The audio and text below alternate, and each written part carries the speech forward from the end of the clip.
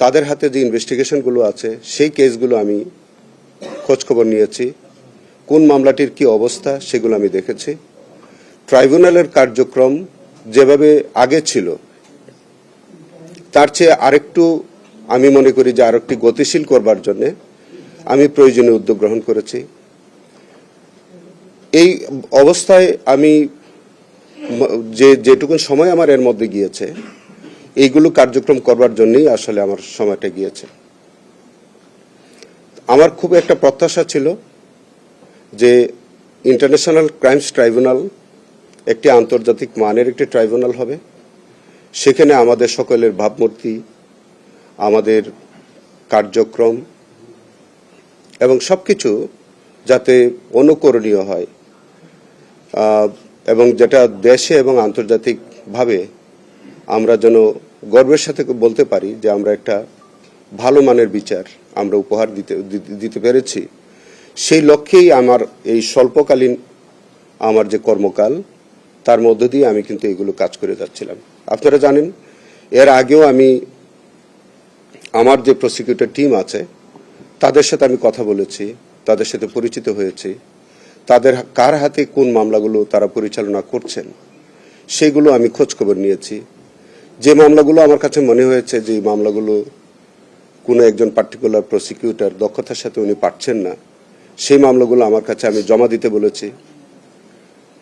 কিংবা আমি কোনো মামলায় যদি আমার কোনো প্রয়োজনীয় ইনস্ট্রাকশন থাকে তাকে আমি সেরকম প্রয়োজনীয় ইনস্ট্রাকশনসগুলো আমি দিয়েছি বা দিচ্ছি। এবং ইতোমধ্যে আমি অনেকগুলো মামলার নথিপত্র আমি নিজের হেফাজতে এনেছি।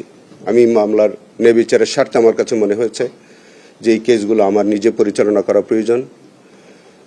কোনো কোনো কেসে আমার কাছে মনে হয়েছে যে আপনারা জেনে থাকবেন যে একটা মামলা অলরেডি সিএবিতে ছিল, মানে দ্যাট ইজ জাজমেন্টের অপেক্ষায় ছিল। সেই কেসটা আমি যখন পর্যালোচনা করে দেখলাম আমার কাছে মনে হলো যে এই কেসটা একটা ডিফিসিয়েন্সি আছে, আমাদের একটা ভাইটাল এভিডেন্স হয়তো বাদ পড়ে গেছে বা এটা দেওয়া হয়নি। আমি মাননীয় ট্রাইব্যুনালের কাছে আমি দরখাস্ত দিয়েছি, সেই কেসটি আমি ডেফার্ট করার জন্য আবেদন করেছি, তারা মঞ্জুর করেছেন এবং আশা করছি যেটা আমি ভবিষ্যতে সেই এভিডেন্সটা সেই কেস ইনশাল্লাহ আমরা টেন্ডার করতে পারবো এবং সেখানে আমাদের একটা কাঙ্ক্ষিত ফল ইনশাল্লাহ আমরা পাবো বলে ওই জাজমেন্টে আমরা প্রত্যাশাও করছি। একইভাবে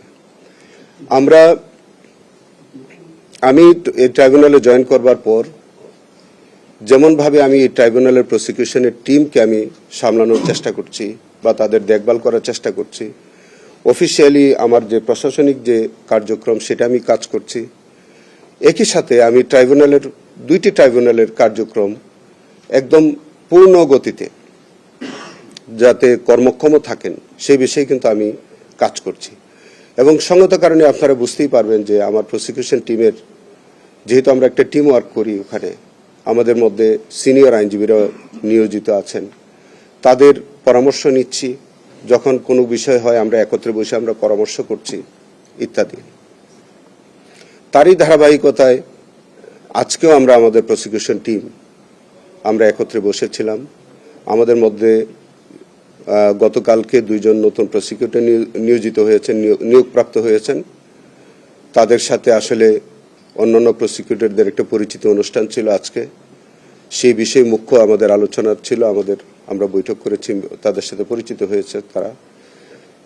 পাশাপাশি একটা সংবাদ আমাকে খুবই ব্যথিত করেছে, সম্ভবত একটি কাগজে আজকে একটা টপ নিউজ বা হেডলাইন নিউজ করেছেন, সেটা আমি আন্তরিকভাবে আমি খুব কষ্ট পেয়েছি এই জায়গাটায়। যে দেখেন, আমরা এখানে যারা কাজ করতে এসেছি আমাদের প্রত্যেকেরই আমাদের একটা প্রফেশনাল কেরিয়ার আছে। এবং আমি ব্যক্তিগতভাবে যদি বলি, আমি 1988 সালেই কিন্তু আইন পেশায় এসেছিলাম। 1988 সালে আইন পেশা থেকে আমি প্রায় দীর্ঘ 37 বছর এই পেশায় আমি কাজ করছি।